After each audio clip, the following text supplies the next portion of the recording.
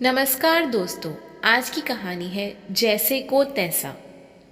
भगवत गीता में श्री कृष्ण ने कहा है कि कर्मों का फल हमें उसी तरह ढूंढ लेता है जिस तरह एक बछड़ा हजारों गायों के बीच अपनी माँ को ढूंढ लेता है।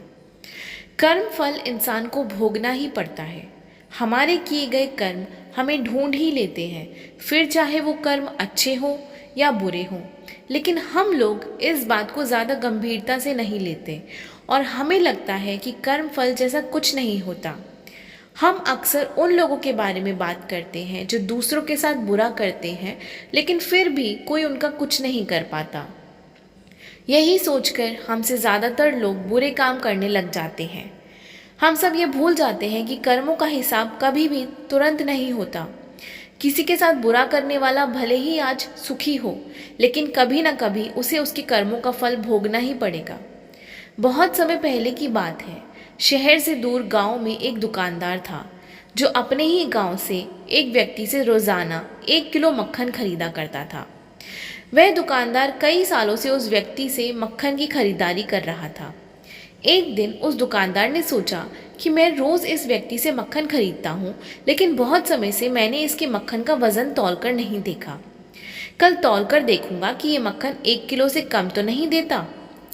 अगले दिन जब वह व्यक्ति मक्खन देकर गया, तब वह दुकानदार ने मक्खन का वज़न किया तो देखा मक्खन सिर्फ 900 ग्राम है। उस दुकानदार को काफ़ी गुस्सा आया। वह दुकानदार गुस्से में गांव के पंचायत के पास गया और उसने उस व्यक्ति की शिकायत कर दी। गांव की पंचायत बैठी और उस व्यक्ति को बताया गया कि तुम पर उस दुकानदार ने धोखा देने का आरोप लगाया है। तुम इस दुकानदार को देने वाले मक्खन में हेरा फेरी करते हो और हर बार तुम इसे 1 किलो मक्खन की जगह सिर्फ 900 ग्राम देते हो।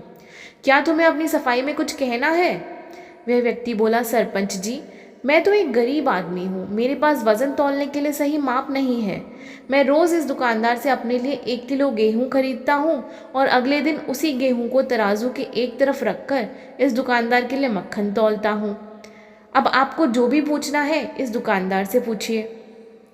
पंचायत में बैठे सभी लोगों को पूरी सच्चाई समझ आ गई और उन्होंने उस दुकानदार को गांव से बाहर करवा दिया।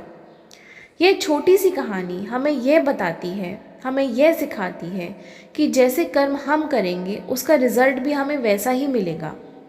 हमारी चालाकी ही हमारा नुकसान कर देती है। हम जो भी दूसरों को देते हैं या दूसरों के साथ जैसा भी व्यवहार करते हैं, वह कभी ना कभी लौटकर हमारे पास ही आता है। किसी के साथ अच्छा करोगे तो आपके साथ भी अच्छा ही होगा। उसी तरह किसी का बुरा सोचोगे और बुरा करोगे तो आपके साथ भी बुरा ही होगा। जिस दुकानदार को अपने ही चालाकी से नुकसान झेलना पड़ा, उसी तरह हमें भी अपने कर्मों की वजह से कभी ना कभी नुकसान झेलना ही पड़ता है। दूसरों के साथ हमें बुरा करके हमें 1, 2 या 10 बार बच सकते हैं, लेकिन एक ना एक दिन उसका परिणाम हमें भुगतना ही पड़ता है। हम अपने कर्मों के फल से नहीं बच सकते। बुरे करने वालों के साथ बुरा ही होता है, फिर चाहे वह आज हो या आने वाले 1 साल बाद हो। उसी तरह अच्छा करने वालों के साथ अच्छा ही होता है। कई बार हमें यह लगता है कि दूसरों के साथ गलत करके हम बच जाएंगे, लेकिन ऊपर वाला हर किसी के कर्मों को देखता है और उनका हिसाब रखता भी है और ज़रूरत पड़ने पर हिसाब बराबर भी कर देता है। इसीलिए कभी भी गलत ना करो और ना ही कभी ये सोचो कि उल्टे सीधे काम करके हम बच जाएंगे। ज़िंदगी को बेहतर तरीके से जियो, ईमानदार बनो। ज़्यादा कमाने या फिर सिर्फ अपना ही फ़ायदा देखने के चक्कर में किसी के साथ कभी भी गलत ना करो। हमेशा ये याद रखो, जो जैसा करेगा वो वैसा भरेगा। तो दोस्तों, ये थी आज की कहानी। अगर आपको हमारी कहानी और वीडियोस पसंद आती हो तो प्लीज़ हमारे चैनल को लाइक, शेयर एंड सब्सक्राइब ज़रूर कीजिएगा। Thank you for watching. Bye bye.